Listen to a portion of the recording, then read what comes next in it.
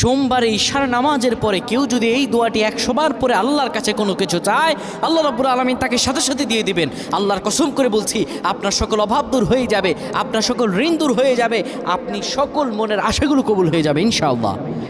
কেউ যদি সোমবার বরকতপূর্ণ রাত, এই সোমবারে আমার রাসূলুল্লাহ দুনিয়াতে এসেছিলেন, সপ্তাহে রোজা রাখারও সওয়াব আছে এই দিনে। কোনো ব্যক্তি যদি সোমবারে ঈশার নামাজ পড়ে সুন্দরভাবে ওযু করে কিবলামুখী হয়ে বসে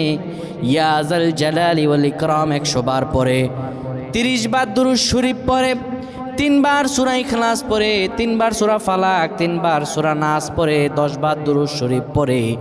আল্লাহর কাছে কোনো দোয়া করে, আমার রব্বুল আলামিনের কাছে দোয়া করতে দেরি হবে, কিন্তু আমার রব আল্লাহ রব্বুল আলামিন দোয়া কবুল করতে দেরি করবে।